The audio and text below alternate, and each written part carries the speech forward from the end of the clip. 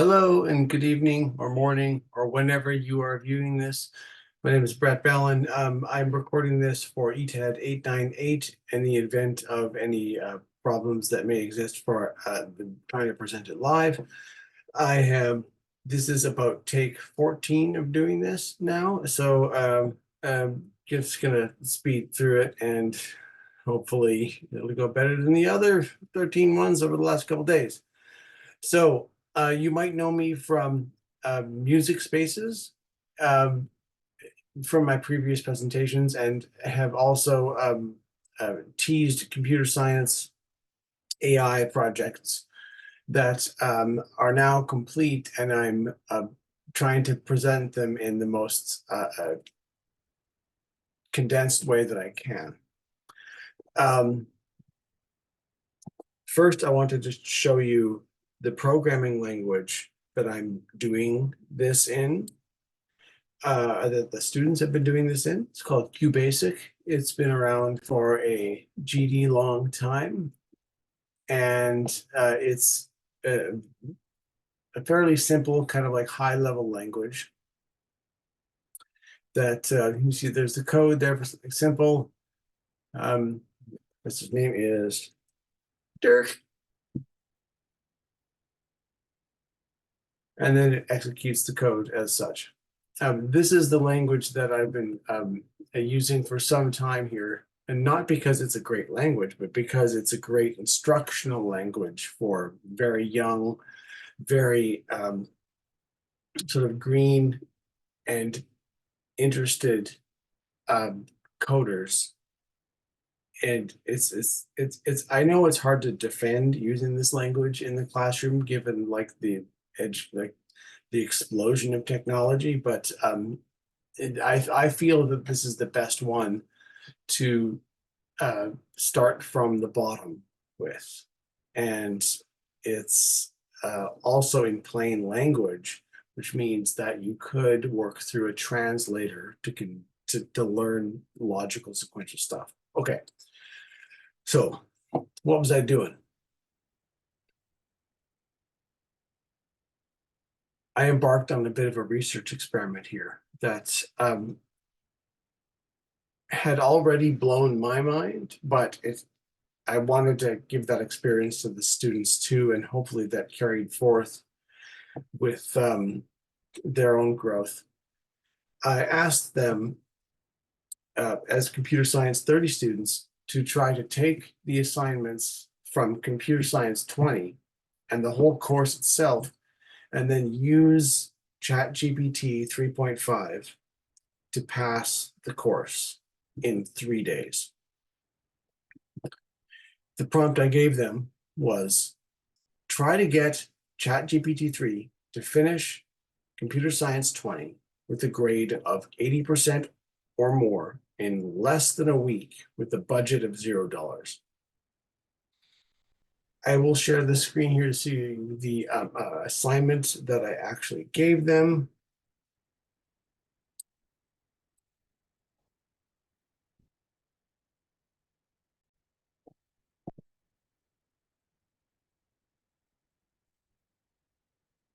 If you wish to pause the video at any point, you can. Obviously, I generated this based upon other things that I wrote that I gave to the students. And these are the instructions. They were given free rein to take all of the assignments and the rubric that I've been using for 10 years and a sample prompt that I asked them to create their own in, and then try to pass the course in as little time as possible. I'm including this here mostly because it's a blended course. There's beginner coders and really advanced coders in the same room, and I separated them physically to make all of this work so that there wouldn't potentially be any sort of like control group problems. They weren't going to be sharing the fact that they're being told to use AI or given the permission to use AI to circumvent their coursework. Okay. The results won't surprise you.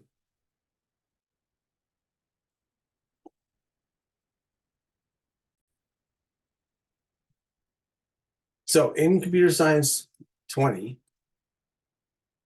student D,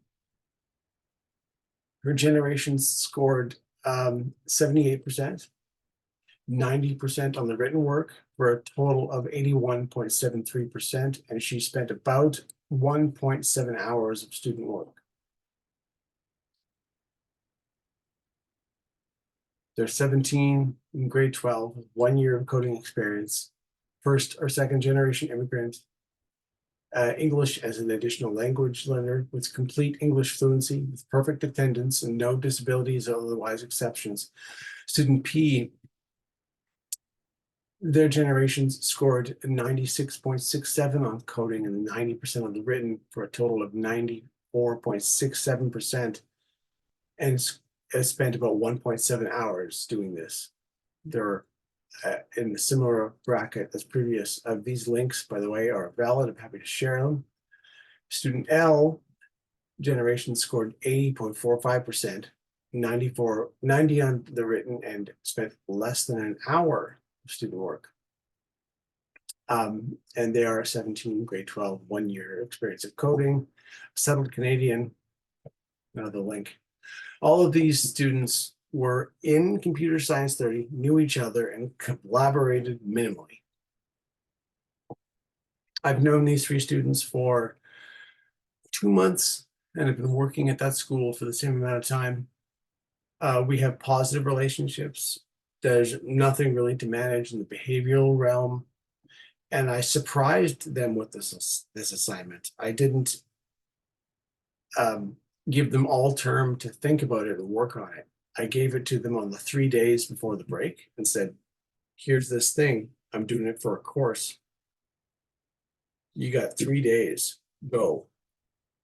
And in the meantime, they also organized a student walkout and had many other things on their plate. So when I say they had, a day and a half or 3 days or 45 minutes to work on this, that I mean that their plates were already full and they put effort into it, but minimal. So, and they all passed. I did not coach them through this. I just let it go and tried to be a neutral researcher about it. Not that I am a researcher, but I see an opportunity here. So these were computer science students in the 30 level course. Sorry, yeah, they're in the 30 level course, but I gave them all of the stuff from computer science 20 and then asked them to do it. What I'm not telling you yet is that they, on their own terms, accessed the computer science 30 assignments through a common Dropbox drive, and then applied the same thing to those as well. And the scores were higher.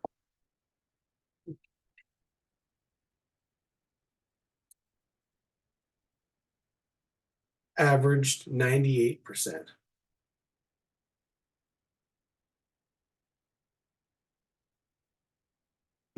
I asked them also to write a review or reflection, and they largely said that this is going to accelerate the work. This is going to also potentially result in loss of privacy and jobs.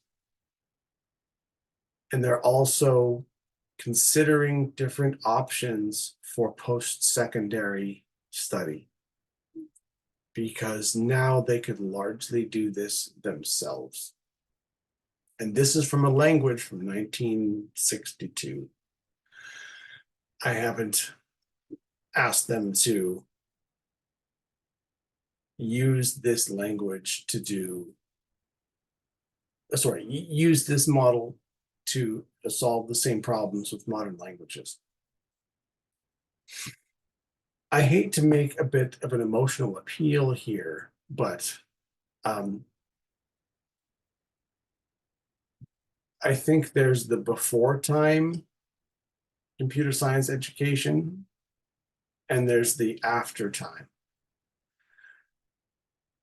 When I brought these three students into a room and showed them that all of the coursework that they've been doing and working hard at over the last year and a half of their lives, and then I pressed enter on GPT 3.5, and it started generating the entire course and then marking it. Their jaws hit the floor.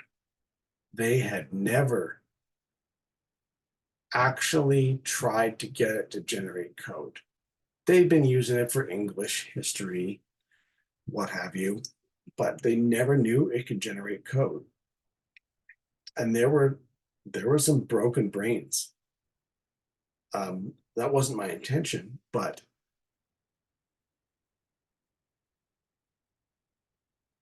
I've got 30,000 lines of generated code that's usable or at least editable. That was generated by minors. And they have a year and a half experience.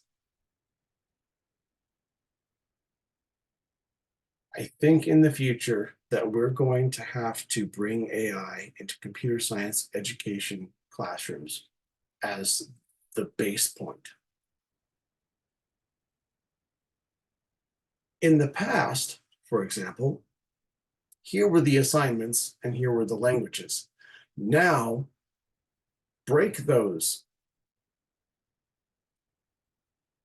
Here's bigger and better languages and more complex problems. Use the same model to break those. And then, I guess, report your results.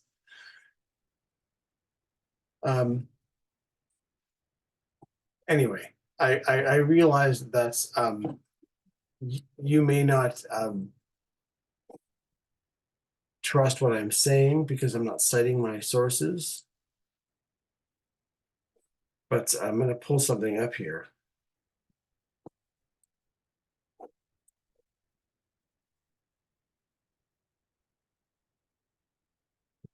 Hopefully.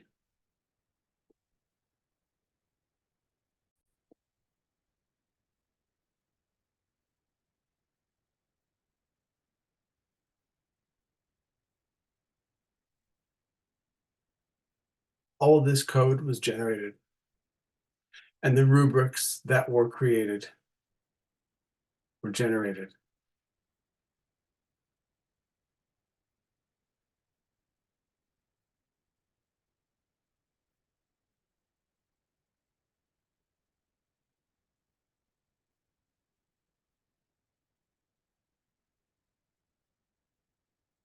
All the code works. I tested all of it.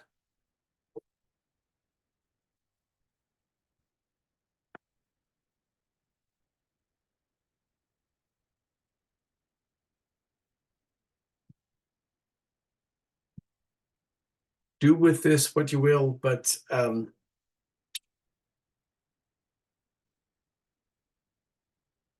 the post-secondary level, there remains a bit of a gap for teaching computer science as a major. Like taking a B.Ed and your major is computer science. I struggle to answer that question for my students who are interested in this every time they ask it.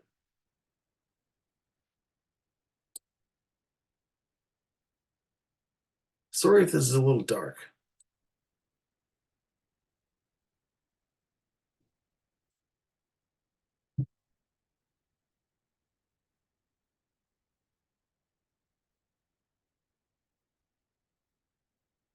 You too can pass all of the high school computer science courses in under an hour. And tomorrow it'll be 15 minutes. And then the next day and the next day. The curriculum won't keep up.